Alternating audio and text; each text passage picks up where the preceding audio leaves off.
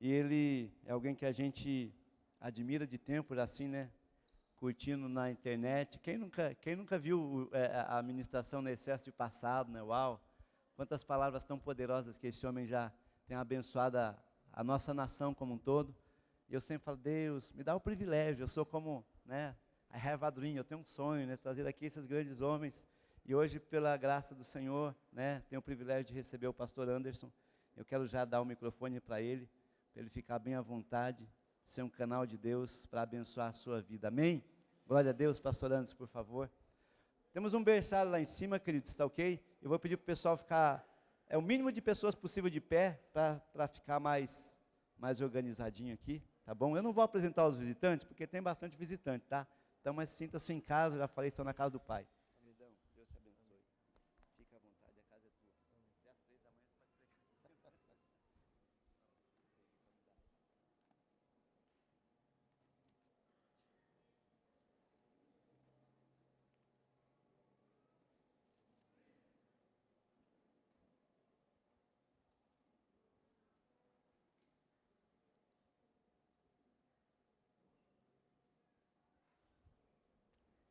Paz, irmãos.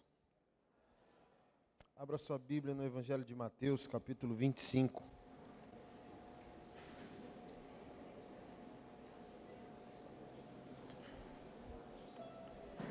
Versículo 1. Evangelho de Mateus, capítulo 25, verso 1.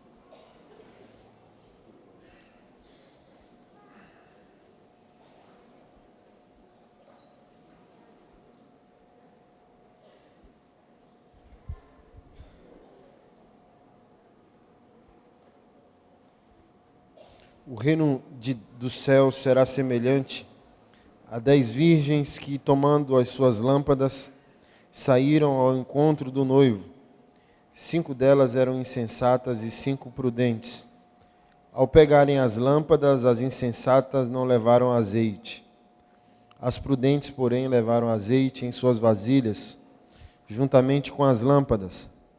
E demorando o noivo, todos começaram a cochilar e a dormir. À meia-noite, porém, ouviu-se um grito. O noivo chegou, saí ao encontro dele.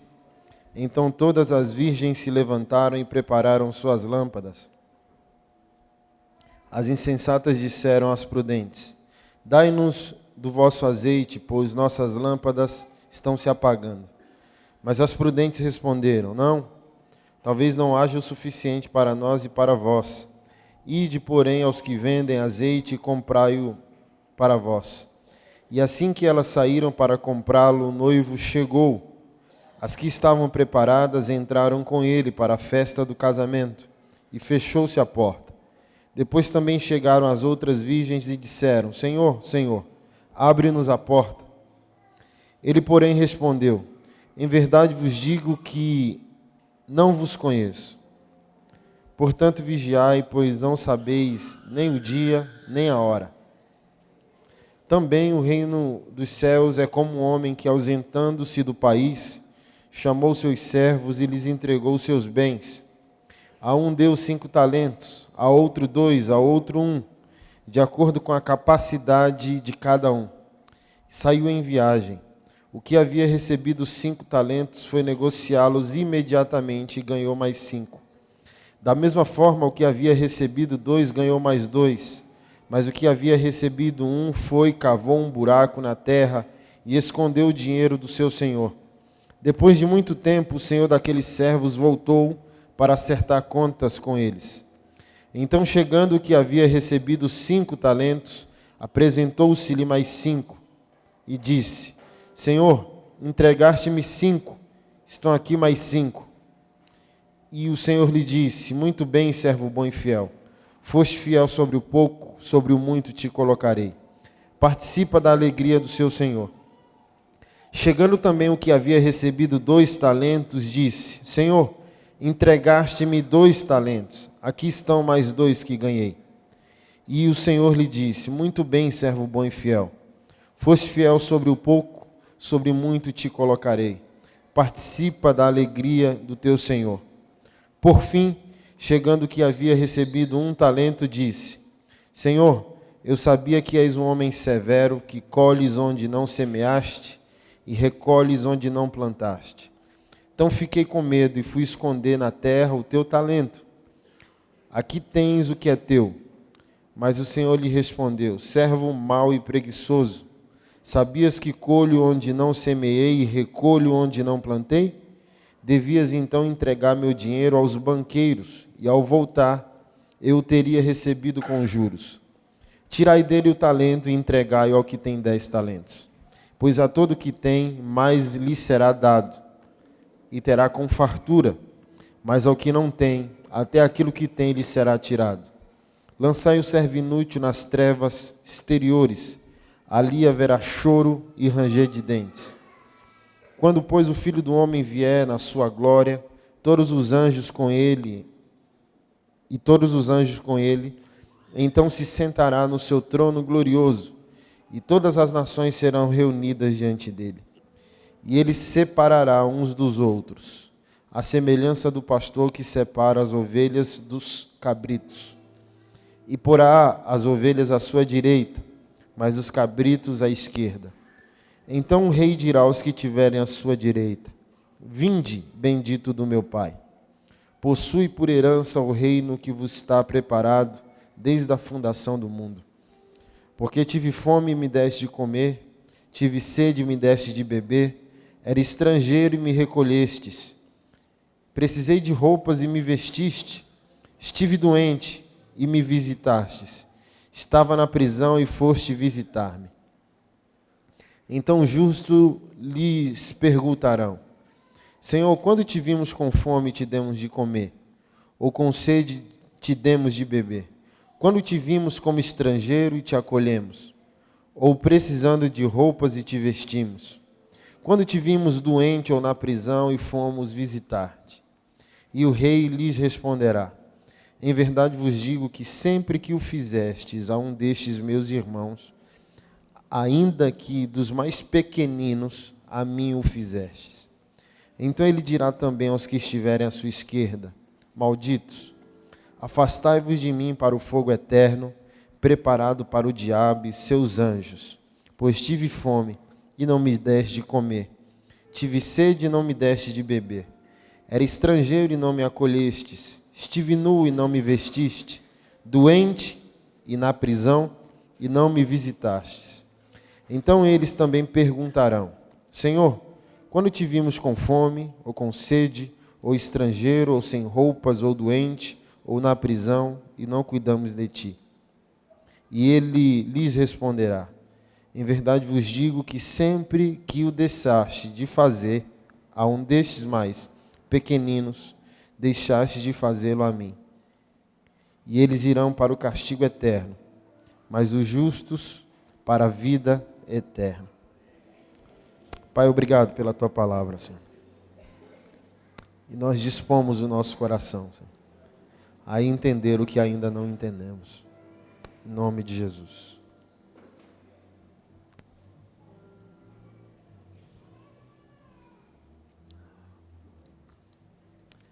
Meu irmão, eu não estou bem, emocionalmente falando. E eu não quero transferir o que está no meu coração para o seu. Mas eu quero compartilhar com você o porquê do pesar do meu coração, dos meus anseios, das minhas expectativas e desencontros, né? De fé até. Crise evangélica. Eu acredito que quase todos nós, ou todos nós, sem medo de errar, são pessoas posicionadas nesse momento que o Brasil está vivendo, em prol da família, contra a ideologia de gênero. Todos nós aqui estamos posicionados quanto a isso. Todos nós aqui, sem dúvida, são, por exemplo, contra a homossexualidade. Mas o que me deixa em crise esses dias? Quantos de nós aqui são a favor do homossexual?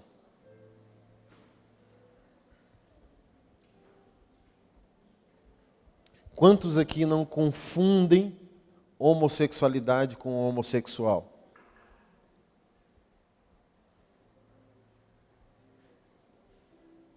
E isso fará com que a gente não tenha uma espiritualidade humana. Ontem eu estou bloqueado, né, das minhas redes sociais. Eu acho que algum irmão na fé me denunciou ao Facebook e eu estou bloqueado. Mas não é por esse motivo. É que, refletindo, até assisti um vídeo do pastor Cláudio Duarte falando disso, né? Sou contra, mas sou acessível. Pode ir na minha casa, pode ir na minha igreja, eu estou disponível. E tem um rapaz aqui no Sul que imita Ana Paula Valadão. É um rapaz que talvez na sua adolescência já visitou igrejas e ama Diante do Trono e faz paródia da Ana Paula, imita direitinho.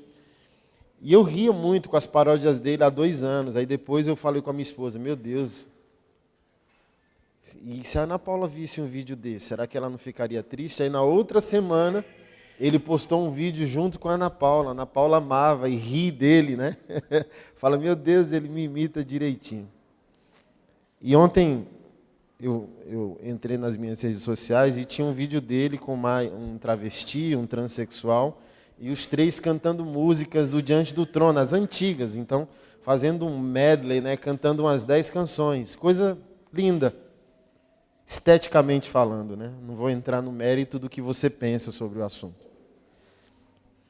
E republiquei, dizendo, que lindo. E eu me assustei, porque eu sei que o ser humano é mau. Mas não se pode permitir que um cristão seja mau.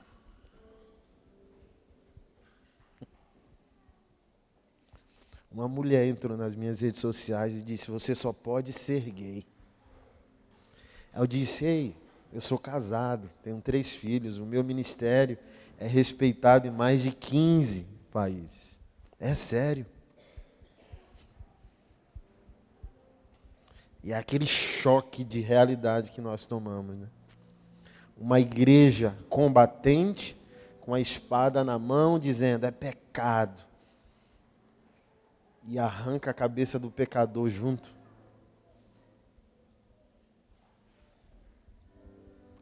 Uma igreja que sabe dizer muito bem o que está errado. Mas uma igreja que nunca vai ser condenada pelos mesmos crimes que Jesus foi. Qual foram os crimes de Jesus? Amar demais. Jesus era aquele que curava rebelião num abraço.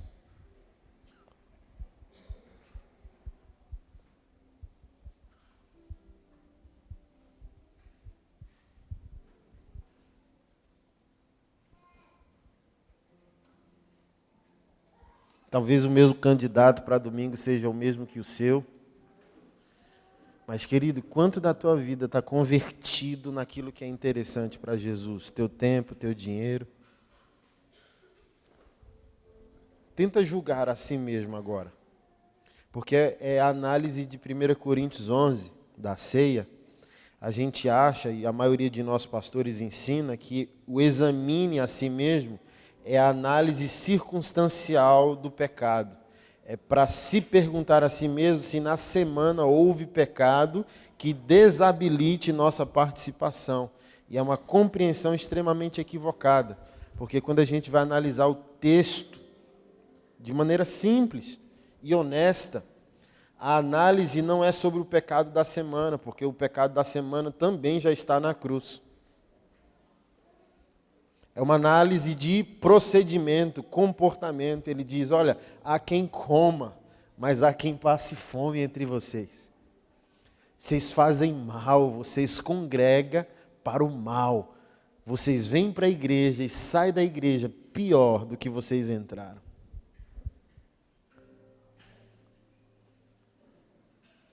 Ele disse, vocês se reúnem para celebrar a minha ceia, dizendo, quão próspero eu sou, negligenciando a pobreza de alguém. Então ele está dizendo, examina, se tu caminha junto com Jesus, examina se tu é um cristão verdadeiro. Porque a primeira coisa que um cristão faz é ter a capacidade de perceber os vulneráveis ao seu redor. Primeira coisa que um cristão autêntico faria é dar a mesa para aquele que não consegue pagar a conta. É dar dignidade àqueles que não têm nenhuma dignidade. Pastor, e o pecado, a salvação? Meu irmão, é problema da pessoa.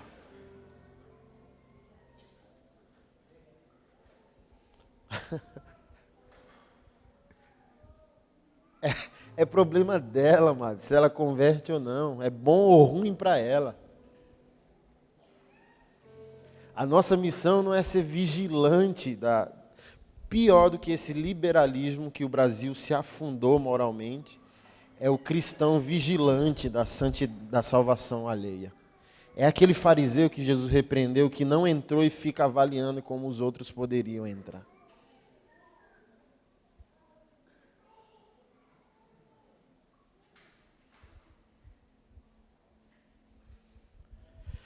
E é bom esse momento histórico que a nação está vivendo, porque irá averiguar a qualidade do nosso cristianismo. Se Jesus voltasse hoje, irmão, você estaria em bons lençóis? Tiago diz, aquele que sabe que deve fazer o bem e não faz, esse peca.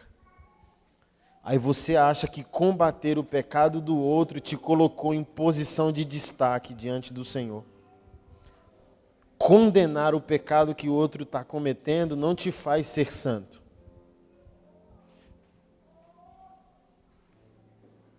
E com isso eu não estou dizendo que você não tem que combater o pecado. Eu estou perguntando quem você é. Vamos falar um pouco sobre você. Esqueça um pouco sobre o outro. Fale amanhã sobre o outro. Hoje, que pai você é? Que marido em prol da família que agride a esposa é você? Que esposa é você?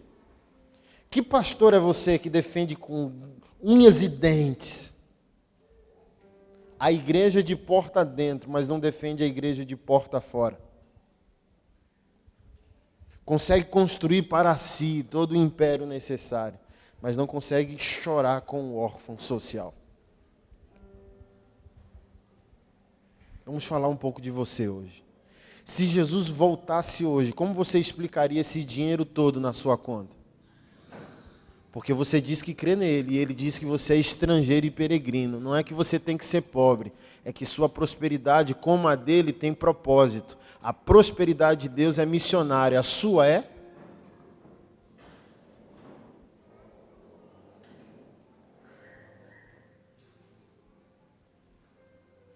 Como você vai explicar ser um cristão que defendeu a verdade, lutou contra a mentira, mas nunca externou essa verdade, sendo um marido dócil para com a sua esposa, sendo o marido de Efésios 5. Me fala agora, homens, que nós, nos orgulhamos tanto contra a agenda do mal, contra as revoluções sexuais que pervertem as nossas crianças. Eu pergunto para você, como que você trata? Qual o nível de dignidade que você trata a sua própria esposa? Qual é a ética cristã que você promove no seu lar? O que a sua esposa poderia falar de você para mim, sem a sua presença, claro? O que os seus filhos poderiam falar para mim na sua ausência? O que Jesus está falando de você agora? Porque se nesse exato momento, se Jesus for seu inimigo, quem poderá ser seu amigo? Jesus, amado, se curar enfermos, expulsar demônios, segundo Marcos capítulo 7, não vai colocar ninguém na vida eterna, imagina ser Bolsonaro 2018, se vai valer alguma coisa diante do Senhor. Senhor, mas eu defender a família. Meu amigo, está escrito que nem se você ressuscitasse morto, curasse enfermo e não tivesse o meu coração, não seria nada. Imagina defender pauta da família. Eu quero saber que marido você foi. Aí sim, você teria o que dizer a mim agora.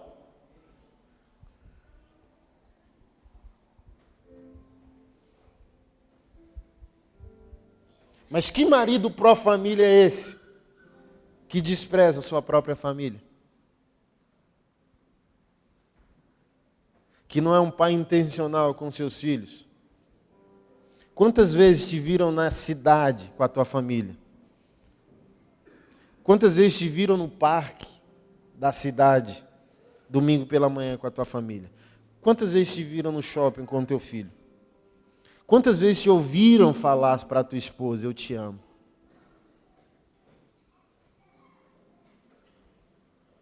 Quantas vezes, homem, teu filho te viu chorar por amor a Jesus? Quantas vezes a tua esposa te viu adorar Jesus em casa? De abrir uma porta e dizer, meu Deus do céu, caramba! Que é esse o impacto. Meu Deus, é de verdade, Ele está construindo a proteção do nosso lar, é de verdade. Aí quando você vai confrontar o pecado da cidade, é porque você está sentindo a dor da cidade, não é porque você é moralista não, amado. É o que Jesus fez, chorou porque a cidade não tinha pastor.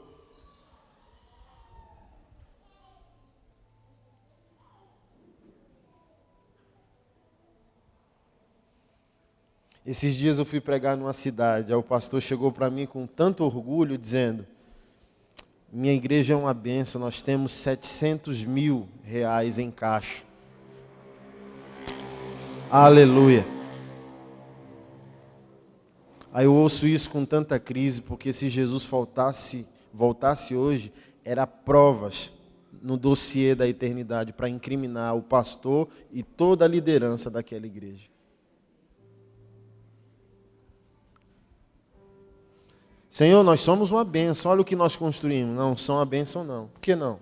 Está aqui o dossiê, pega o livro.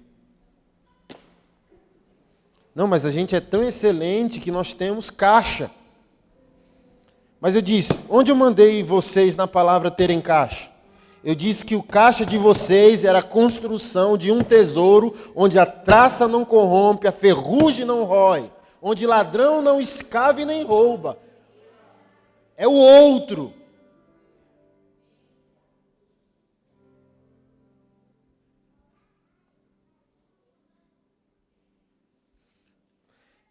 Eu não estou combatendo a coisa em si, você está entendendo, né? Não estou falando contra a logística, organização e nem a poupança. Mas a poupança não cristocêntrica incrimina.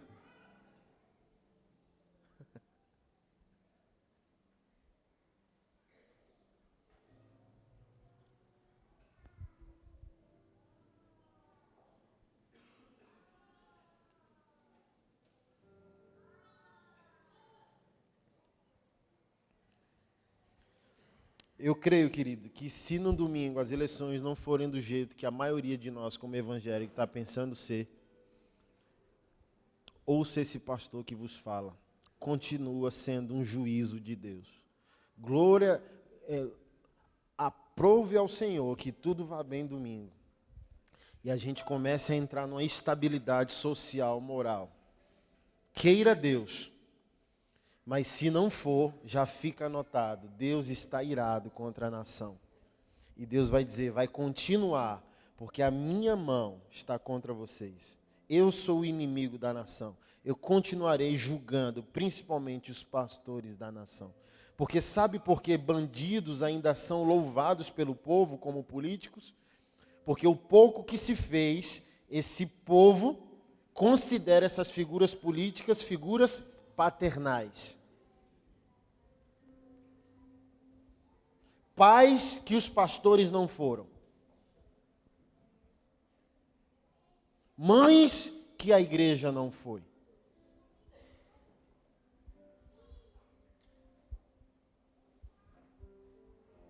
Eu oro a Deus, Deus tira essa pressão. Que isso a médio e longo prazo vai ser demoníaco contra os nossos filhos. Senhor, tira isso do Brasil. Mas se não tirar, eu tenho uma plena convicção. A ira de Deus começou. Pedro disse que o juízo começaria pela... Porque, querido, se não for, os progressistas estão tão irados contra a falta de defesa que a igreja deu, que um dos principais interesses da pauta progressista nos próximos anos será perseguir a fé cristã, definitivamente.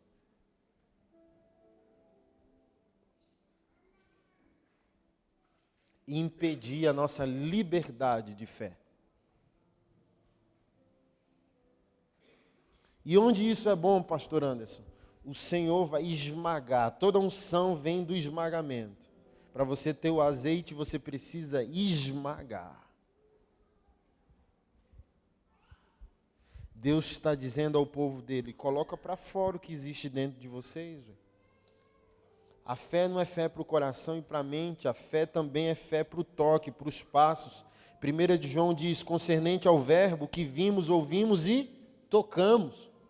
Então nossa fé não deve ocupar só sentimento e intelecto, ela tem que gerar movimento.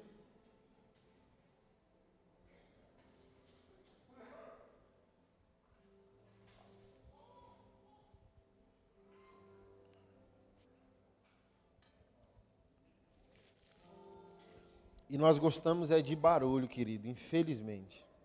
Nós gostamos de avivamento estético.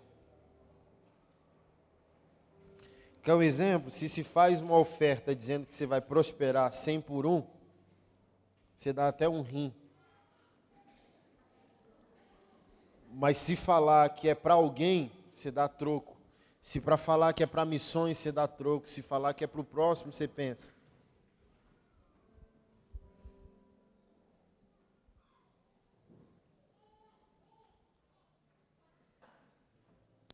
Querido, eu quero que Jesus volte e para mim ele esteja sorrindo. Não que eu queira ser melhor que alguém, mas para alguém que diz amar Jesus, omissão é caro demais. É por isso que minha primeira análise missionária é o lar, é o casamento. Como alguém pode afirmar que ama Jesus sem conseguir, com esse amor a Jesus, impactar o primeiro próximo, mais próximo de nossa vida, que dorme na nossa cama? E o que é isso? No mínimo, negligência. Então Jesus volta e eu digo, eu te amo. E ele disse, que amor disfuncional é esse? Se eu morri para salvar e o próximo, mais próximo de você, dormia na sua cama e você nunca conseguiu influenciar a vida dele, explique você para mim esse amor, que eu não estou conseguindo entender.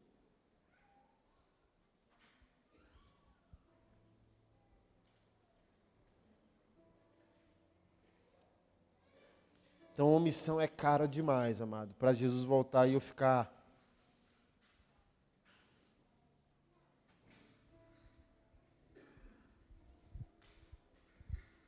Porque o que me dá tranquilidade, convicção no dia do Senhor é saber que eu posso ser incriminado pelos mesmos crimes que ele foi. Eu sou um cristão. Eu não sou um evangélico frequentador de culto. Eu sou um cristão. Podem me prender porque há semelhanças sociais. Não foi isso que fizeram com Pedro? Ele fala igual. Não, ele anda igual. Porque ser um cristão é ser incriminado pelos mesmos crimes que Jesus cometeu. Crimes de amor, a compatibilidade, amado. Então, quanto do teu tempo prova que você está aguardando? Quanto do teu dinheiro prova isso? Quanto das tuas prioridades provam isso?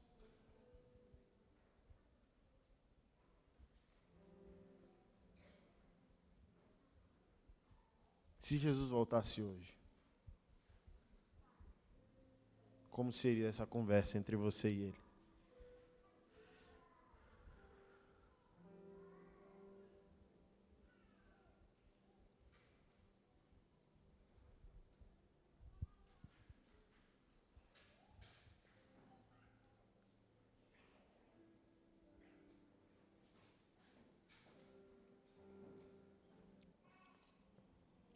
E o interessante do capítulo 25 de Mateus é que 3 histórias compõem um mesmo fundamento. E esse fundamento é composto por paixão, administração e ação. A parábola das virgens fala de expectativa. E expectativa é literalmente aguardar algo com ações correspondentes. Por exemplo, quem aqui está noivo tem uma expectativa. E por causa dessa expectativa, ele mudou o modo de viver. Então acaba o culto e os irmãos vão para a pizza, mas quem está noivo e talvez não recebeu ou não desenvolveu uma vida financeira plena, diz, não posso. Eu tenho uma expectativa e eu estou me adaptando. Estou guardando dinheiro. Então a parábola da noiva fala disso. Eu estou aguardando algo e me posiciono a partir desse objeto da minha expectativa. Fala de paixão, azeite fala de paixão, fogo fala de paixão. Azeite e fogo são os elementos da parábola das virgens. Se eu aguardo, eu me prontifico. Mas o que o texto diz? Porque o noivo demorou, elas cochilaram e dormiram. E é aqui que nós estamos como povo evangélico, cochilando e dormindo, achando que defender moralmente o evangelho é estabelecer espiritualmente o evangelho. E não é a mesma coisa.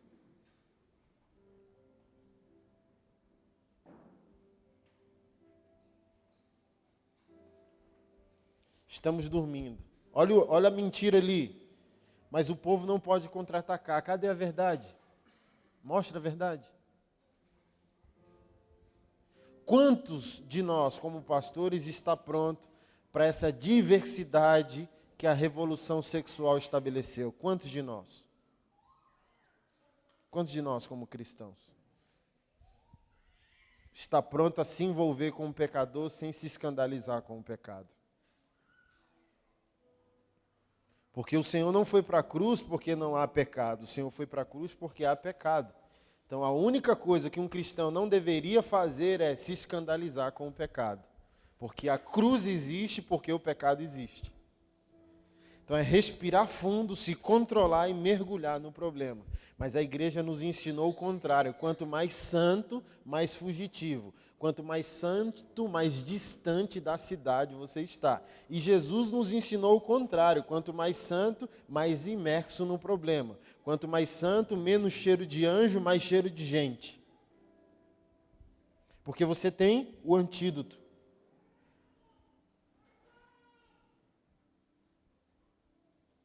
Eu não sou aquele tipo de pastor que, você não pode ir a tal lugar. Vira uma ilha.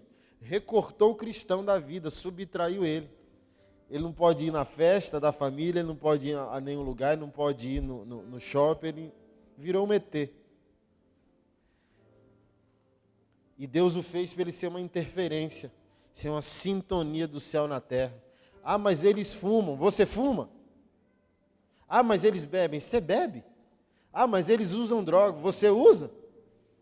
É o que eu sempre digo, querido, se a cidade ainda tem poder de fazer você, é porque Jesus ainda não fez você. Porque a questão não é o poder pecaminoso que a cidade tem. A questão é o poder santificador que Jesus Cristo tem. Meu irmão, onde Jesus é amado não há mais fome, a cidade não pode... Eu não sei você, eu respondo por mim. A cidade não tem nada para me dar, amado. Eu não tenho mais nenhuma habilidade para incredulidade.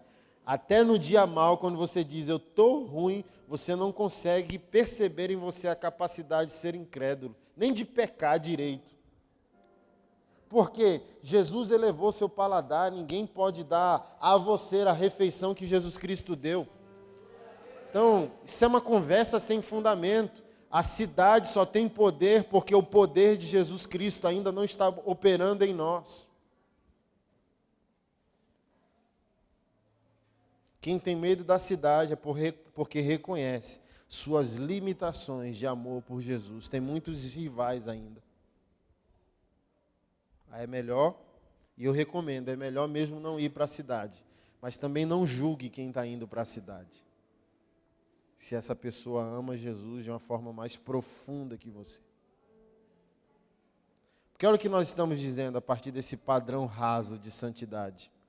Que só há fidelidade enquanto nós somos vigiados. Aí por isso que vivemos de igreja. Que aqui ninguém quer pecar. Porque está sendo? E na cidade? Então, ou eu sou, ou não sou. Porque, amado, onde Jesus é amado, até o inferno tem que dar fruto. Até o inferno tem que produzir resultado. Porque está lá em João. E a luz brilhou. A luz não pede licença. Se a gente for no interruptor aqui, só bater o dedo. A luz veio e não disse, licença, trevas. A luz é o que é. Tem dois tipos de perseguição. E não acho que toda perseguição não se orgulhe de toda oposição social contra a igreja e contra a sua fé. Porque o orgulho é, olha, estamos lutando contra a ideologia de gênero e o mundo está... Tem dois tipos de perseguição. Vão te perseguir de qualquer maneira. Se pergunte, é a perseguição que deram a Jesus pelos motivos certos? Tem um motivo errado, que é uma culpa sua. O Senhor disse o quê? Vocês são luz do... Não é luz no mundo, é luz do mundo. Então, ir para a cidade não é uma hipótese, é um veredito. A cidade não funciona sem a luz que você é. Você não tem luz, você é a luz.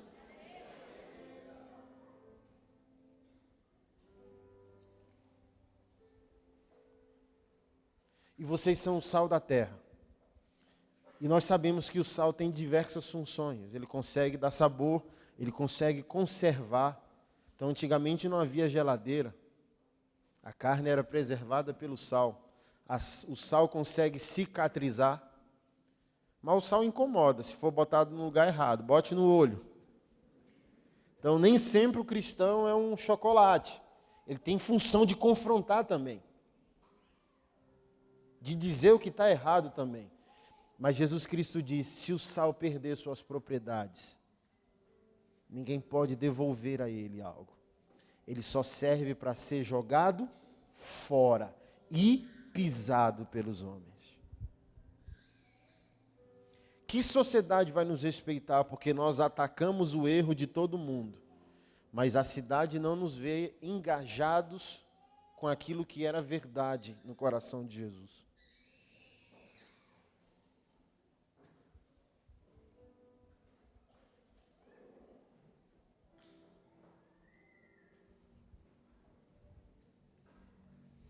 Então, qual é o seu nível de paixão? O Maranata que você canta é porque de fato você ama Jesus ou você quer parar de sofrer? Que Deus resolva esse mundo caótico. Você tem paixão por Jesus? Ou você só quer ser uma boa pessoa para poder ir para o céu? E se o céu não existir? E se a recompensa não for um lugar, for uma pessoa? Já há interesse suficiente em você por uma pessoa? Eu gosto de colocar nesses termos. Quem entendeu o Evangelho não está interessado por céu nenhum. Eu falo isso e o povo fica chateado comigo. Eu não quero ir para o céu.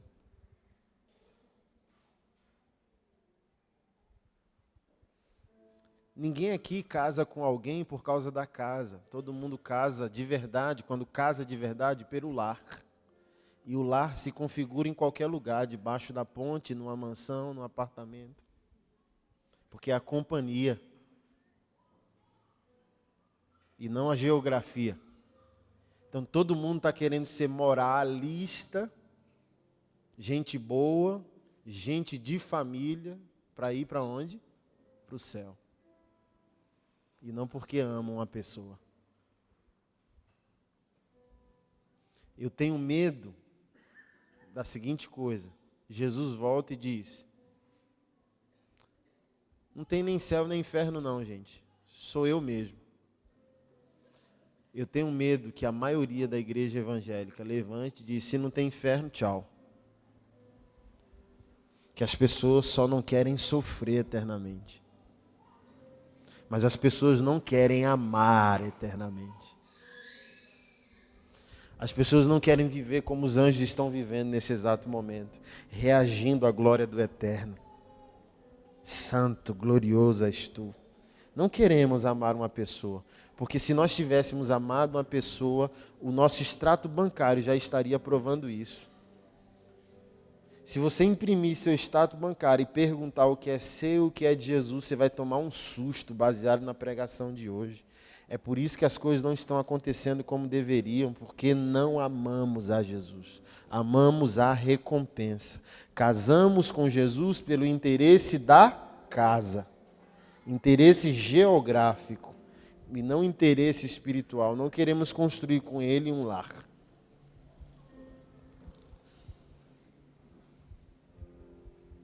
Porque onde Jesus estiver, amado, é céu. Até o inferno é céu, se Jesus estiver com a gente. Porque se trata de uma pessoa. Eu sempre reflito, né? Eu sempre gosto de adorar de olhos abertos. Eu sou um arquiteto social. A gente está tão longe, por exemplo, de entender o valor espiritual do Evangelho de Jesus, que nós replicamos na nossa vida cotidiana tudo de maneira equivocada. Quando nós sentamos na mesa para agradecer, nós agradecemos o quê? A comida ou a pessoa que está conosco à mesa?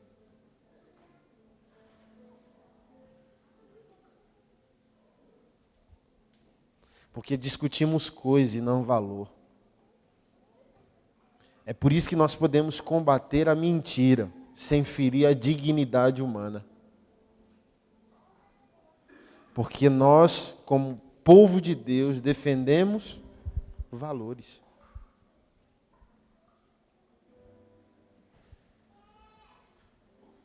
Olha o que Jesus fez com Judas na hora da traição. Fez o quê? Excomungou ele, mandou ele para o inferno, chamou ele de maldito. Amigo.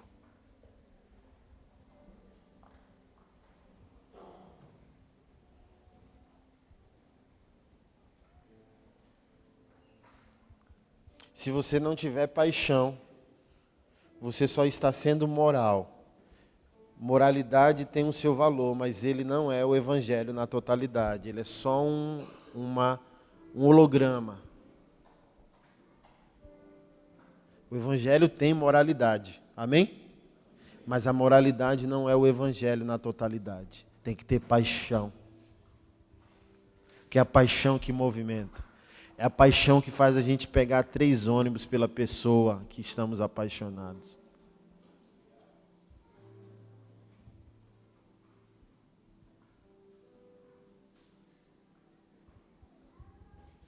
Mas se nós estivermos dormindo, a gente está perguntando agora, o que esse cara com a cara tatuada está falando para mim? Porque não há expectativa pelo amado. Não há interesses por Jesus, só pelas coisas de Jesus.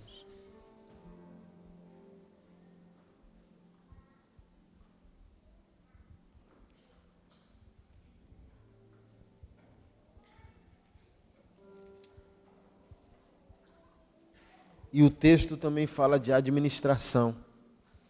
E o que é assustador no texto é que o texto de administração fala sobre juízo. E por que esse texto me choca? Porque Paulo disse que a salvação é por fé e não por obras. Mas Jesus é superior a Paulo, amém? E Jesus está dizendo que há conexão, sim, entre salvação e evidência de salvação. Não é que a salvação deixe de ser dom, mas Jesus Cristo está dizendo que há provas de nossa salvação. Que foi o que Tiago disse. Mostre-me tua fé com tuas obras. Então ele não está falando da obra que nos justifica. Ele está falando da obra que nos evidencia. A obra, assim como a santidade, não salva, mas santidade e obra é evidência de nossa salvação. Quem salva é Jesus, amém? Então a gente não santifica para ser salvo, isso é moralidade. A gente santifica porque somos salvos. É a reprogramação da nossa cidadania. Somos da Nova Jerusalém, habitamos muito tempo fora do nosso país. Aí fomos repatriados e agora a nossa cidade quer ensinar a nós a maneira de se viver. E isso se chama de santificação. Então não é para obter salvação, ela foi de graça em Jesus. É para evidenciar que eu sou salvo. Foi o que Tiago perguntou, você é crente? Sou. Prove-me. Como? Seu casamento, seu caráter, seu dinheiro, sua sexualidade. Mostra para mim que você é salvo.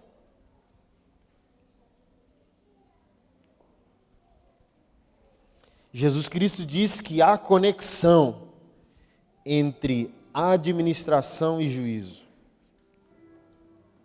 Administração de que, Anderson? De tudo. Tudo.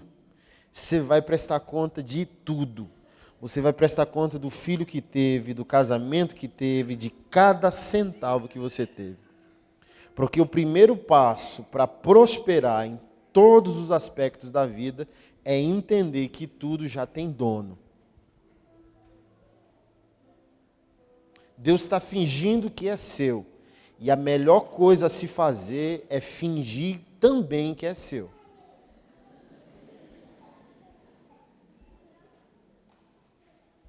Mas quando ele voltar, você vai se assustar, porque você vai entender, por força e por violência. Porque o todo joelho se dobrará não é somente voluntariedade, é involuntariedade também. Os filhos se prostrarão e os rebeldes terão seus joelhos quebrados. Que cena horripilante, pastor André. Apocalipse é terrível. E o Senhor não vai pedir favor a ninguém, vai chegar do jeito que é e dizer, corre negada, que o rei levantou do trono. A gente acha que o homem está mandando na história porque a Bíblia diz que o Senhor está sentado no trono. Mas deixa o Senhor levantar para você ver o tamanho da sombra. E é o que vai acontecer em Apocalipse. Por isso que está escrito lá que muitos procurarão a morte fugirá. Se você quiser morrer hoje, a morte mata você. Mas a Bíblia diz que quando o Senhor levantar, até a morte se assustará junto contigo e não desejará mais matar você. Porque a morte também é uma pessoa, é um espírito.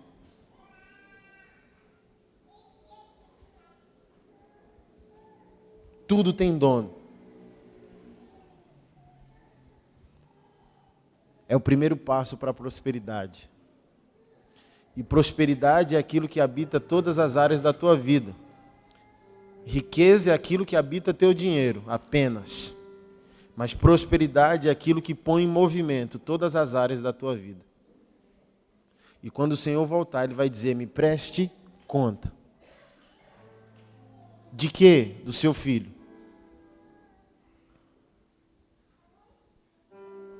Anderson, me preste conta do seu filho. Você salvou o mundo inteiro como um pregador e matou o seu filho por negligência.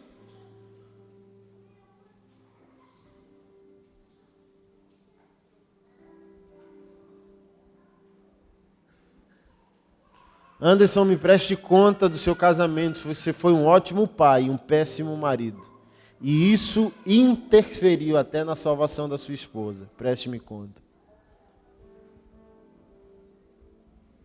Anderson, me preste conta do dinheiro que eu deixei você ter. Porque você prosperou muito, mas ninguém prosperou em sua prosperidade. Amado, prosperidade que não promove alívio, acumula juízo.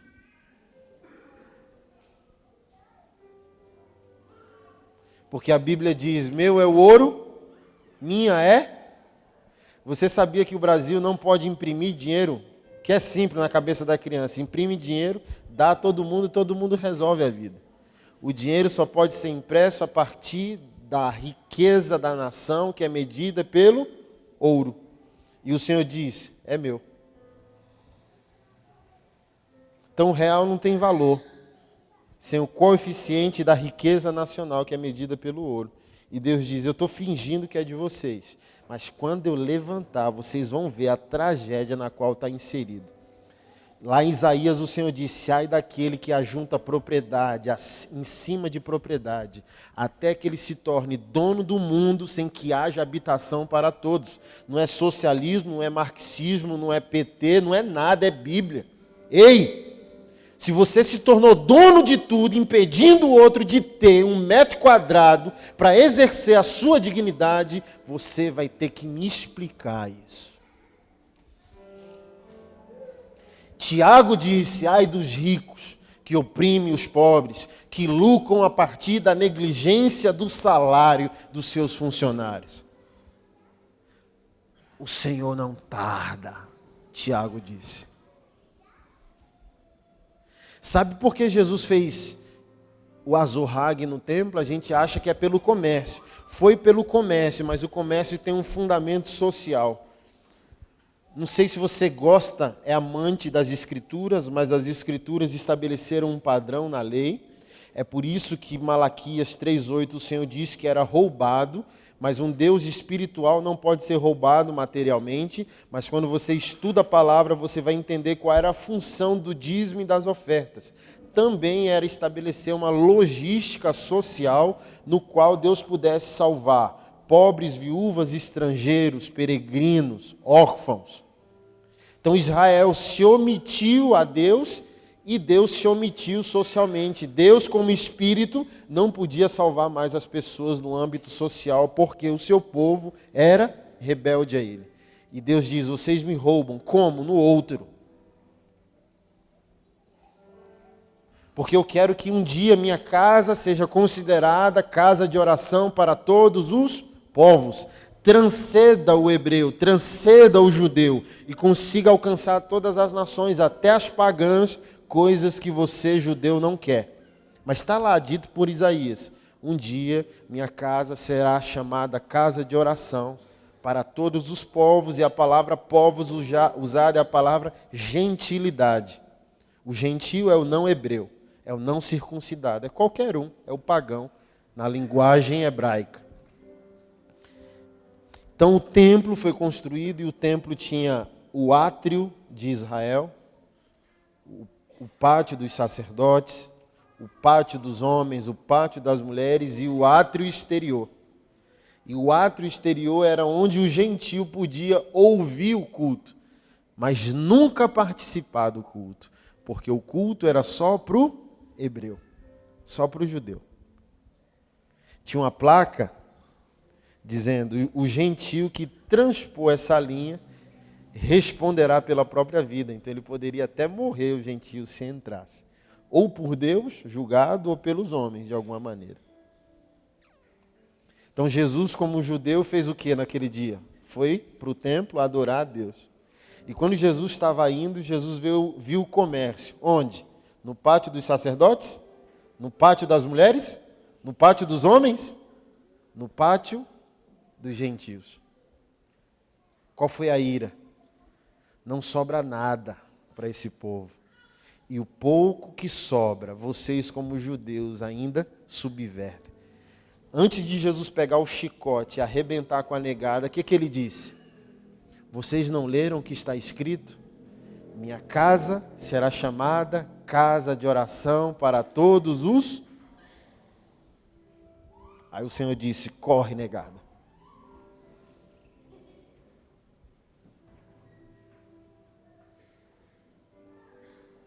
Paixão, amado. Jesus se movimentou por causa da agenda do Pai. E qual é a sua paixão? Se movimentar por causa da agenda do Filho.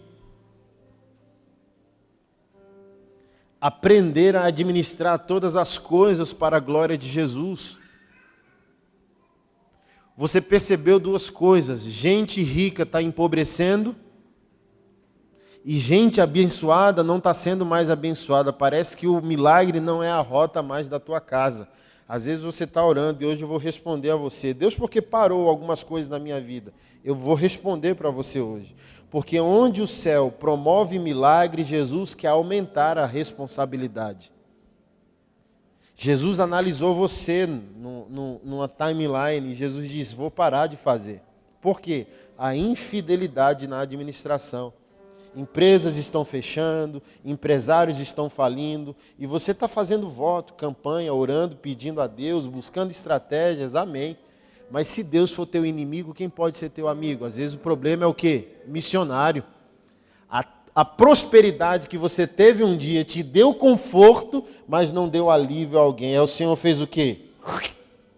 Fechou a madre. Não sei se você percebeu, e é por isso que eu sou pastor. Deus está irado, amado. Você poderia ver um pastor como eu há 20 anos atrás? Podia? Você não podia ver um pastor como eu nem há 10 anos atrás. Sabe o que significa isso? Deus está irado. Aí ele vai lá na caixa prego, vai lá no esgoto e me chama. Amado, só esse ano eu já preguei em mais de 15 países. Porque eu sou bonito, elegante, tenho o que te dar, sou eloquente, tenho um pedigree? Não, amado, vim do esgoto mesmo. Porque Deus está nervoso. Então Deus está tirando a unção de gente negligente e dando para gente disponível. O Senhor está tirando dinheiro de gente que prosperou, mas ninguém prosperou nessa prosperidade. O Senhor está virando a mesa. O Senhor está cumprindo 1 Coríntios, verso 1, capítulo 30, pegando as coisas que não são e enlouquecendo as que são. Como que um pastor pode ter a cara tatuada? Pois é, eu que te pergunto.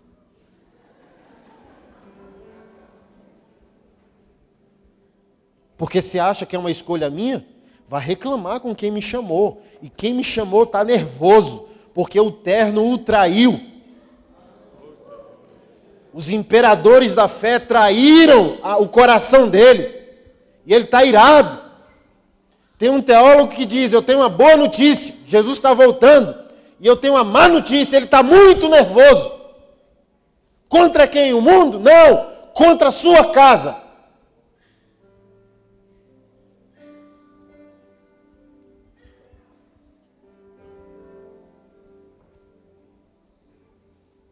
Eu estava no Nordeste passando fome alguns anos atrás. Hoje eu depositei dinheiro para um transexual fazer uma cirurgia em Recife. Um cara que em 2010 virou mulher. Encontrou Jesus e quer ser homem, mas não pode ser homem porque tem um órgão sexual feminino. Mas quer viver com dignidade mínima, tirar as próteses de mulher do corpo. Mas eu não tinha dinheiro nenhum, eu estava passando fome. E por que o dinheiro veio? Porque Jesus está irado contra alguém. Tirou dinheiro de alguém para dar a mim.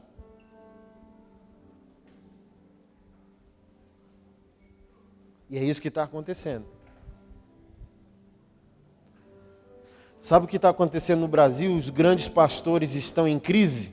Eles têm tudo: estrutura, TV, rádio, império, dinheiro. Mas nos corredores da igreja o assunto já não é mais Saul.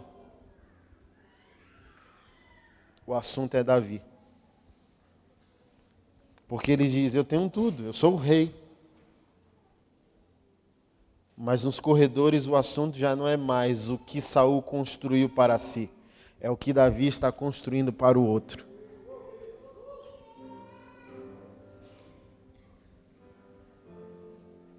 Saul tinha tudo, mas quem era amado pelo povo? Porque Saul era propriedade privada, Davi era propriedade coletiva, Davi era para o outro, Saul era para si mesmo. Então, se a tua prosperidade foi somente para você, agora é momento de arrependimento, é por isso que você está enfrentando essas crises. O Senhor está chateado com você. Mas a boa notícia é que o Evangelho é boa notícia. Ele não vai ficar chateado para sempre, desde que haja arrependimento e realinhamento. Ah, mas eu fui uma grande mulher de Deus há 15, 20 anos atrás. Por que parou de ser? Orgulho, arrogância, falta de generosidade com o outro. Não usou a unção que tinha, nem a revelação que tinha para viabilizar a vida de alguém. Pessoas estão refazendo ministérios, amado, porque está dando tudo errado. O Senhor está virando o negócio de cabeça para baixo. O povo está querendo dizer, meu Deus, como que eu reabilito o meu ministério? Porque o Senhor foi lá e, eu gosto muito quando o Senhor fala com o profeta, e o profeta ia à casa de Jessé, dizendo, eu escolhi o rei. E ele foi. E disse, entre os teus filhos está o rei. Mostra-me os teus filhos. Mostrou todos os filhos. E o profeta, na sua conjectura humana, forte, bonito, é esse, alto, não, nenhum deles. Seus filhos acabaram? Acabaram. Não, acabaram não, tem a besteirinha do quintal. Olha o que o profeta disse. Mande chamá-lo.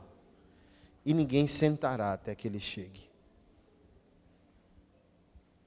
Olha o que aconteceu ali. Quem era o rei? Saul. Mas é como um aplicativo no nosso celular. Está instalado, mas pode ser desabilitado nas configurações, né? Instalei o aplicativo da Decolar. Pode estar lá, mas pode não funcionar se eu for em ajustes no iOS ou no Android, for lá em configurações e desabilitar. Está instalado, mas não funciona. Saul estava instalado, mas não funcionava. E Deus disse, eu desabilitei ele espiritualmente. Eu escolhi um novo rei. Vá lá, chame o menino e ninguém se assenta até que ele venha. Sabe o que é isso? Rapaz, eu amo demais esse negócio. É porque, amado, diante de uma figura de autoridade, você não pode sentar antes que a autoridade sente.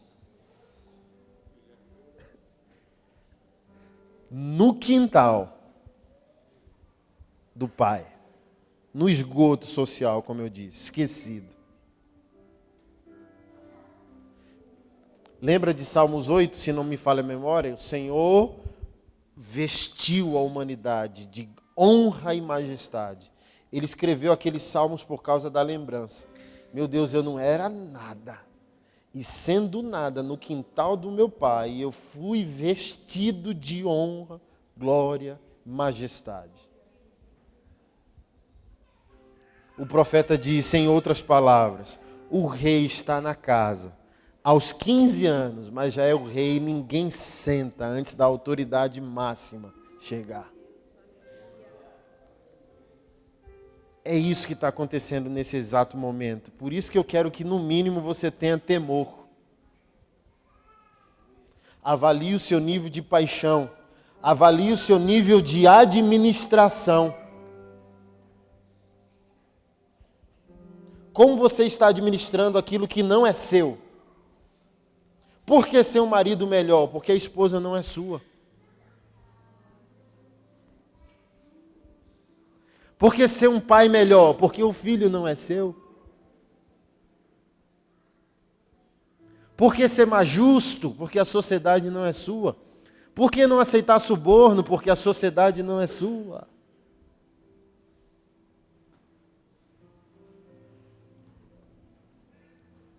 E eu quero botar mais medo santo no seu coração. Mentiram para você quando interpretaram a palavra talento como palavra sobre habilidade. Amado, bem-vindo na igreja, você tem um talento para música, para arte, para o teatro, para fotografia, para pregador. A palavra talento, no Novo Testamento, ela não tem conotação com habilidade. A palavra talento é uma medida monetária. Assim como dracma, denário. Talento é a medida monetária de peso. Um talento equivale a 40 quilos de ouro. Um pastor norte-americano converteu para hoje o valor de um talento. E lá nos Estados Unidos, 40 quilos de ouro equivalem a 60 mil dólares. Então o Senhor está falando de dinheiro. É por isso que você parou de prosperar. Porque aqui no texto, por causa da má administração, Deus julga, dizendo, tire tudo. daquele que não está me dando lucro. Jesus Cristo quer lucrar. E qual é o lucro de Jesus? Vidas transformadas, vidas convertidas, pessoas batizadas, famílias restauradas, missionários enviados, igrejas abertas. Eu não sei se você sabe, mas o seu dízimo já salvou tanta gente que está contabilizado no seu galardão e você acha limitadamente que só salvou 5. Tudo o que você fez para a glória de Jesus já salvou gente. O perdão que você fez, o amor que você deu, a oferta, a esmola, o dízimo, liberou reações em cadeias que você não tem controle.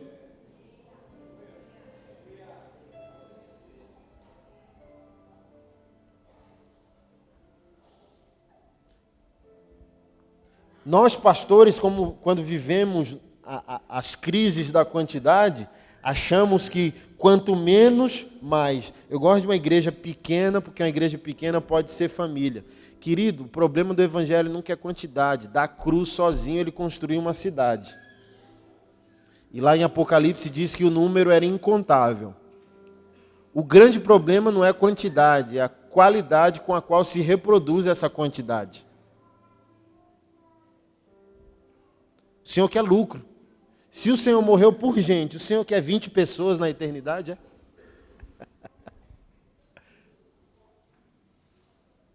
E o Senhor deu $160 mil a um, $320 mil ao outro e quase $1 milhão ao outro, dizendo, eu quero lucrar, eu estou indo ali, vou sair da cidade, mas eu vou voltar. E quando eu voltar, eu quero relatórios contábeis. Eu quero lucro. Aí ele volta e tem um servo que não dá lucro. Aí ele disse o quê? Lance fora. A palavra servo mau, a palavra negligente usada contra o servo mau é a palavra lento. Servo lento. Para amar a esposa o cara leva 1 ano. Para pedir perdão o cara leva 2 anos. Para dar o dinheiro dele, nossa.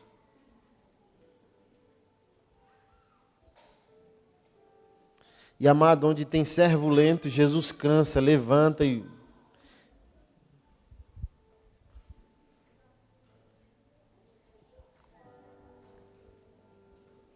E depois a gente ora reclamando, Senhor, por que não? Com essa lentidão sua.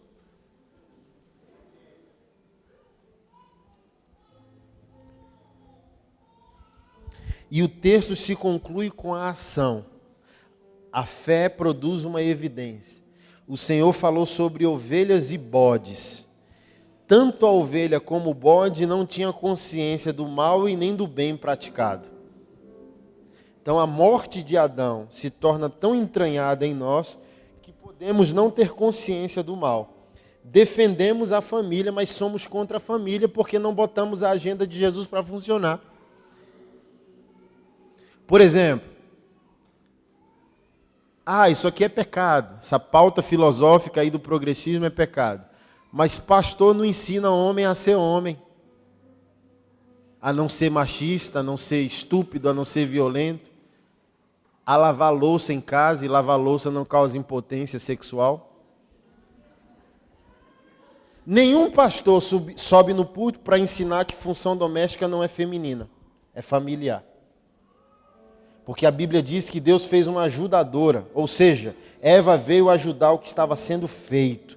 Então Eva não veio para fazer, Eva veio para reagir ao que estava sendo feito. Então quando Eva veio, Adão já estava aqui cuidando de tudo e cuidando de si mesmo.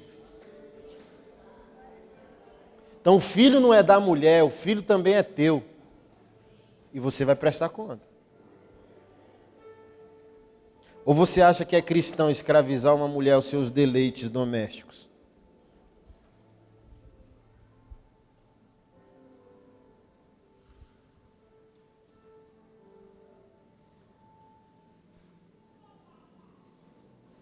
O texto diz que o bode não sabia quando negligenciou. E o texto diz que a ovelha também não sabia. Ou seja, você pode ir tão profundo em Jesus que você nem consegue mais contabilizar o bem. O bem se tornou teu caráter. O bem se tornou teu DNA. Por isso que você não é lento. Você vê o mal e você se prontifica como solucionador daquele mal. Sabe por que Deus não está respondendo mais suas orações? Porque Deus está vendo que você não se prontifica a ser a resposta da oração que você mesmo faz. Você pede dinheiro, mas o Senhor vê indisponibilidade no seu coração em dar dinheiro. E o Senhor cansou, amado. Você está vendo grandes coisas, o Senhor está julgando. Tem gente que parou de prosperar, tem líderes que pararam de influenciar, porque tudo que pediram a Deus, na prática, não funcionou para o benefício de alguém.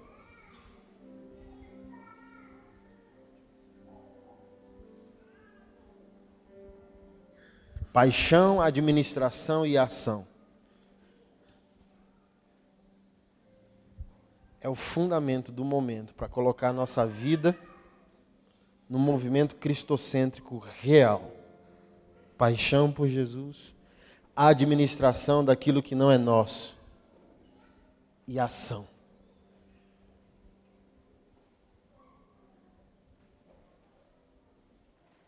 O crente romântico diz, vamos orar,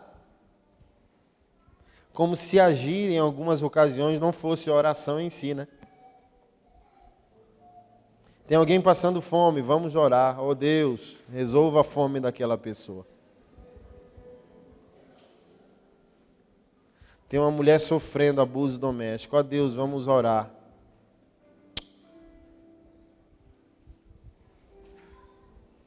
É por isso que eu estou em crise, amado. Que se Jesus está cansado, imagina eu.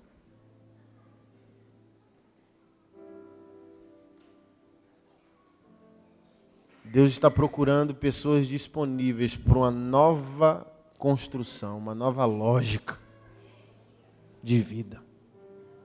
Eu serei curado para curar alguém. Eu prosperarei para prosperar alguém.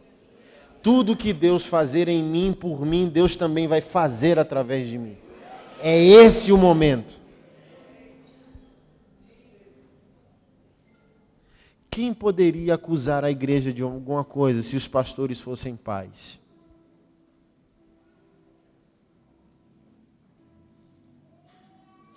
E pai faz o que, querido, com o filho? No mínimo paga as contas. Até que o filho amadureça para pagar junto com o pai.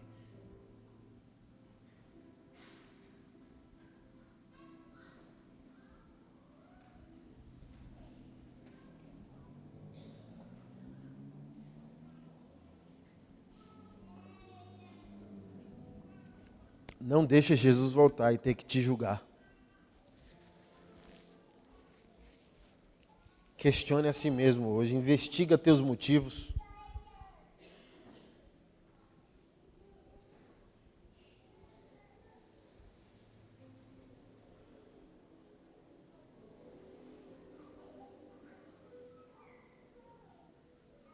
Investiga teus motivos e se realinha com o Senhor. O Senhor quer, o Senhor pode, o Senhor vai. Mas dependendo da sua postura, não será com você. Por isso que eu estou pedindo para você se questionar. Porque Ele vai, Ele não para. Ele quer e Ele pode. Com quem, não sei.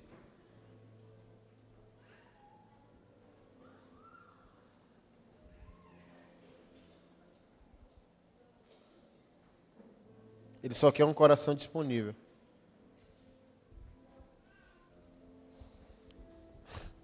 Aí eu sempre digo, só para você sentir a profundidade do drama. Sou como eu sou e não sou pastor de quem você pensa que eu sou. Não há nem departamento de adolescente na minha igreja. Meu interesse pelo jovem é quase nenhum. A minha igreja é uma igreja normal, que cresce acima dos 40 anos de idade. Onde as senhoras de 70 esqueceram de minhas tatuagens. Sabe por quê? Jesus está com pressa. E a velhinha diz, esse camarada é esquisito. Mas ele carrega o que eu preciso. Então não estou nem aí se ele tem a cara tatuada. Está mudando minha vida? Está mudando minha casa? Está mudando minha família? Quem diria isso há 20 anos atrás? Fala para mim. Por que isso, pastor Anderson? Jesus está nervoso. Deixa Jesus nervoso não, irmão. Porque se ele tiver contra nós, ninguém poderá ser por nós. Mas se ele for por nós, quem poderá ser contra nós?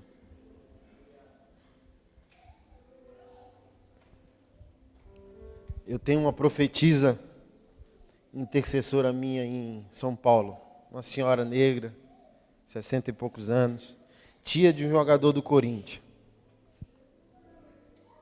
A família dela estava longe, encontrou a mim no Facebook, no YouTube, está convertendo todo mundo, voltando. E eles querem ir até para Brasília, levar toda a família que está convertendo para ser batizada por mim em Brasília. Então ela fala, por gratidão eu sou intercessora. Olha o que é espiritual por causa do nervosismo que Jesus está tendo, e ele está com pressa. Ela disse, eu estava orando por você, aí fui dormir. Aí o Senhor me acordou para eu continuar orando, eu continuei orando, ele me deu uma visão. E nessa visão eu te via pregando na TV, mas não era no YouTube, não tinha o nome YouTube. Foi lá que eu te conheci, e eu perguntava, Deus, por que não é o YouTube? Aí Deus falou, porque ele vai para a TV aberta, vão ouvir ele, no mundo inteiro. Ai, meu filho, essa é a palavra, tá bom? Amém. Guardei. 5 dias depois, o pastor Márcio Valadão, da Lagoinha, me ligou. Ô, meu filho. Oi, pastor. Estou ligando para pedir sua permissão para pegar todo o seu conteúdo e colocar em 30 países em canal aberto. Você permite? Aí eu disse, pastor, permitiu o quê? Benção. Primeiro, né? Eu nem nasci, eu não era nem uma semente no meu pai e o Senhor já estava dando fruto. Permissão? Benção, avô. Mas isso mexe comigo porque Jesus está nervoso. Cheio de amor, mas nervoso. Porque não estão fazendo as coisas do jeito que Ele quer. Ele está dizendo, vocês estão lentos, gente. Eu não estou podendo nem prosperar. Se Deus responder as tuas orações hoje, isso faz bem ou mal para ti e para Ele. Hoje, baseado na estrutura que você tem, baseado no seu nível de maturidade e responsabilidade, hoje você pode receber o que você pediu? Hoje você pode receber o dinheiro que você pediu? Hoje você pode receber o carro que você pediu, a unção que você pediu, o tamanho do ministério que você pediu? Você está pronto para arcar com o peso das suas próprias orações? O Senhor está nervoso por isso. Há muita coisa sendo dita, mas há pouca responsabilidade para administrar o que pode acontecer.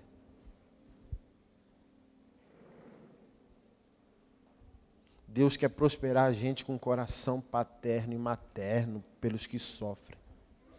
Deus está continuando a prosperar. Almocei semana passada com o seu Antônio, dono da empresa Forte Leve. Não sei se você conhece, já ouviu falar, constrói caixa d'água. Talvez a caixa da sua casa é Forte Leve. Azulzinha, sabe? Já viu? Alguém? Muita gente. Velhinho, milionário. Milionário. Podre de rico. Pensa podre de rico, onde não tem onde pôr dinheiro.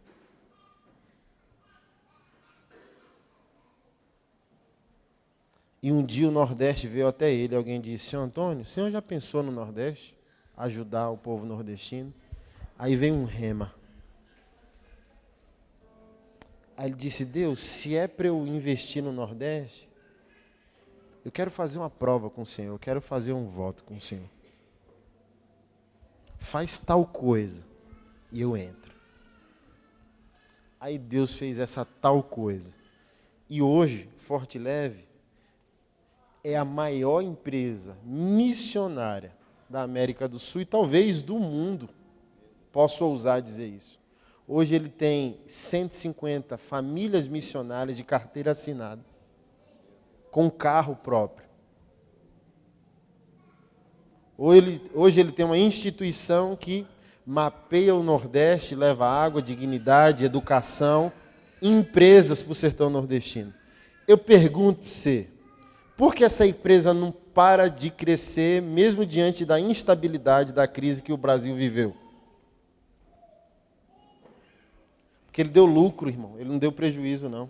Ele pegou um talento e disse, é para a honra de Jesus, então Jesus vai lucrar.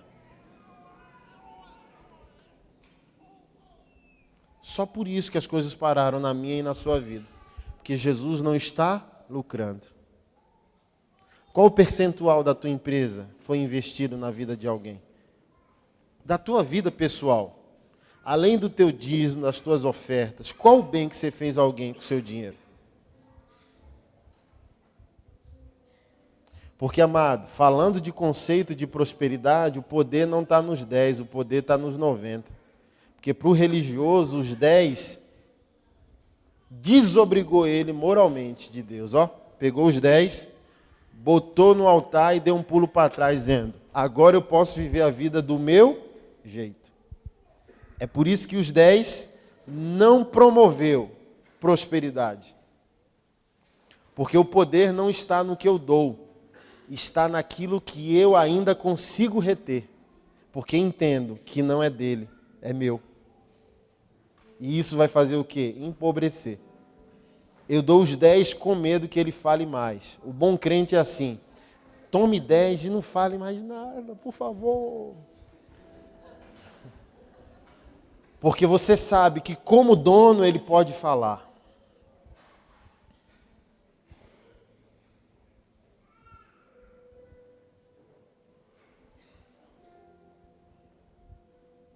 Como dono ele pode dizer, esse mês você fica com 10 e eu fico com 90.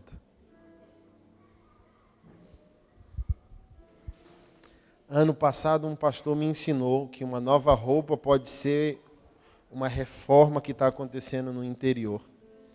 Um relógio pode ser o kairós de Deus. E um carro pode ser um destino profético.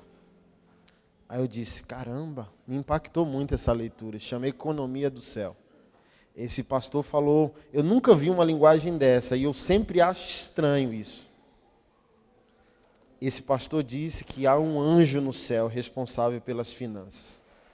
Ele chama de ministro das finanças. Deus deu uma visão a ele e esse anjo carrega chaves de todos os modelos e tamanhos no corpo dele. E toda vez que Deus se interessa por alguém, esse anjo vai até essa pessoa e tira uma chave dele e dá essa pessoa. Aí ele diz, essas evidências, né?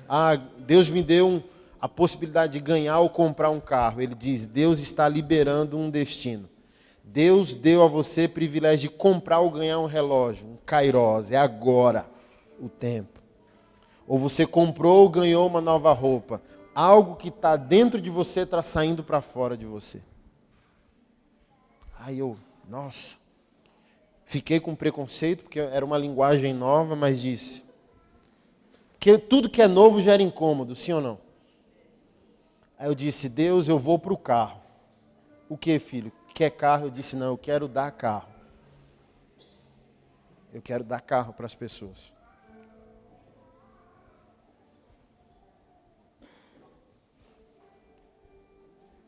Aí depois de 3 meses ele mandou dar o meu carro. Eu dei o primeiro carro. Fiquei 8 meses sem. Aí eu ganhei um carro e em 5 minutos ele mandou eu dar para uma outra pessoa, eu dei. Aí eu ganhei outro carro e dei esse carro para um dos meus pastores.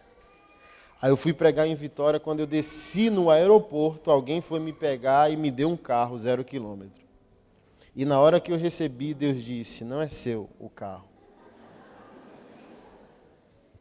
É de tal pastor no Rio de Janeiro. E esse pastor vivendo até uma crise de depressão com a família, desamparo. Quero nem entrar, eu tenho um projeto que trabalha com pastores em depressão. Amanhã eu falo um pouco mais de mim, se você vier. Segunda-feira eu mandei despachar o carro para ele. Ainda fiquei brigando 4 meses. dando uma de surdo espiritual, né? Aí volta e meia as pessoas perguntam, Pastor Anderson, por que sua vida, seu ministério? Mateus capítulo 25. Paixão, administração e ação. O que Deus está fazendo em você, por você, Ele tem que fazer por alguém através de você. Se esse fluxo não acontecer, uma hora você empobrece. O que Deus fizer em você, por você, Deus precisa fazer através de você. Se Deus fez por você e em você e não fez através de você, uma hora vai acabar. E você vai viver da nostalgia. 30 anos atrás, 20 anos atrás, 10 anos atrás, entendeu? Vai virar um crente bom, que vai para a igreja todo domingo, mas não tem mais histórias para contar. Por isso que você está assim nessa liturgia. Sou defensor da família, sou evangélico, vou para a igreja, sou dizimista. Me conte histórias, porque onde Jesus está, o que mais temos a contar são histórias. Me conte histórias. O que nós chamamos de testemunhos, né? Me conte história.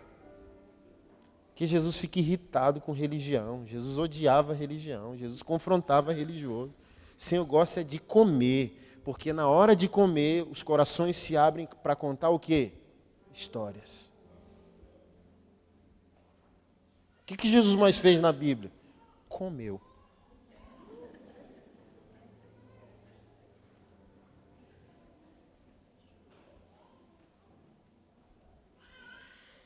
Pai, obrigado, Senhor. Nós sabemos que esses 2 dias serão importantes, Senhor. Para um novo tempo, para um romper profético e apostólico na vida de muitos que estão aqui. Na minha vida, na vida dos meus irmãos, Senhor. Coisas poderosas começaram a acontecer e acontecerão até amanhã, Senhor. Um novo tempo será estabelecido na vida de muitos. Grandes coisas acontecerão. O Senhor está com interesse profundo em muitos de nós. O Senhor quer, sim, meu filho. Ele quer, sim. Ele diz sim para você. Ele quer, sim. Ele vai, sim. É só uma questão de não sair do lugar. Fique no lugar. Permaneça no lugar. Ele quer, ele vai. Ele vai. A unção virá. O poder virá. A profundidade bíblica virá. Você é um presente às nações. Uma cidade é pequena demais para você. Ele quer, ele vai. Não saia do lugar. Não saia da posição. Aleluia. Aleluia.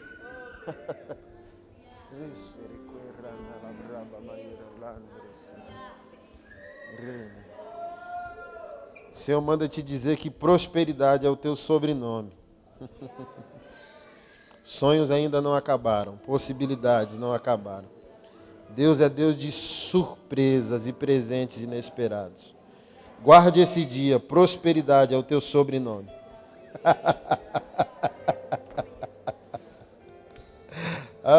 Isso que eu falei do Antônio vai ser gibi, mediante o que Deus vai escrever a partir da tua vida. Prosperidade é a tua unção. Riquezas é a tua maior capacidade. Teu ministério é gerar riquezas para a glória de Jesus. Prosperidade é o teu sobrenome. Prosperidade é o teu sobrenome. Senhor, nós louvamos a Ti. Te agradecemos pela Tua fidelidade. Bendito é o Teu nome, Senhor. Bendito é o Teu nome, Senhor. Nós Te glorificamos, Deus. Nós não queremos sair daqui da forma como entramos, Senhor. Eu sei que ninguém, Deus, vai sair daqui, Senhor.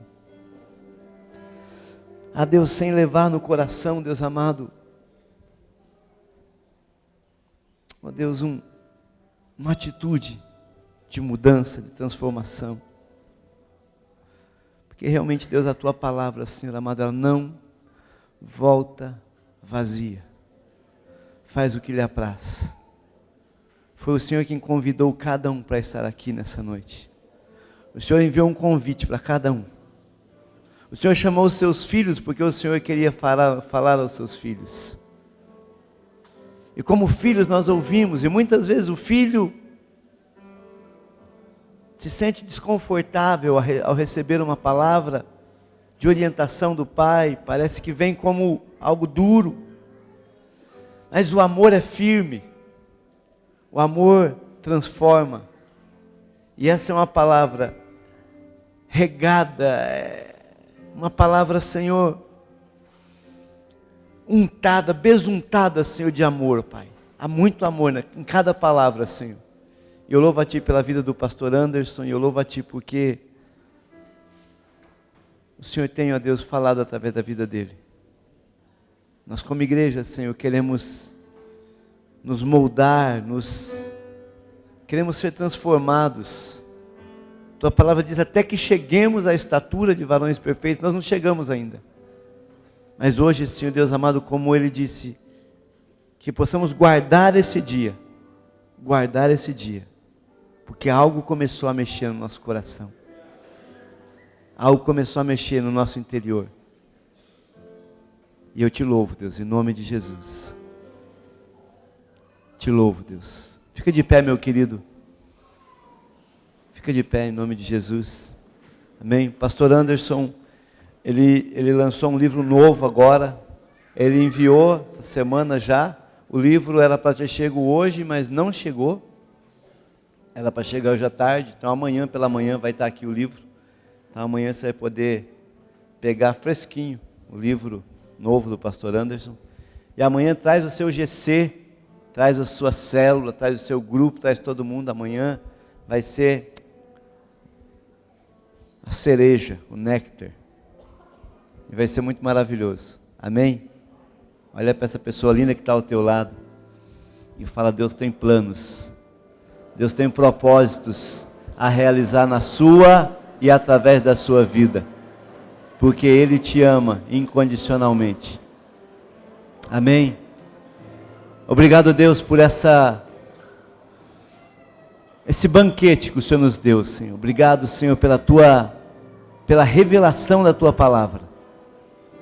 Obrigado, Senhor amado, porque eu creio que o Senhor confronta e corrige o filho a quem ama. E o Senhor nos ama, Senhor. Leva-nos em paz para casa, dá-nos uma noite de reflexão. Dá-nos uma noite de ajuste, Pai. E que possamos voltar amanhã para ouvir mais do que o Senhor tem para nós. E eu creio, o Senhor tem muito mais. Mas que não venhamos sozinhos, Deus, que possamos trazer o nosso vizinho, nosso amigo, nosso irmão, aquele que nós acharmos pelas ruas, ó Pai. Que possamos ser assim, Senhor amado, influenciadores, ó Pai. E que o Teu nome seja exaltado. Que o grande amor de Deus, o Pai, que a graça de Jesus Cristo, nosso Senhor, Salvador e amigo, que a comunhão e as consolações do doce Espírito Santo continue sendo derramados sobre a sua vida agora. E até a volta de Jesus. Dá uns 10 abraços nos irmãos aí, irmão. Amém? Olha, aplaudir o Senhor. Amém? Uhul!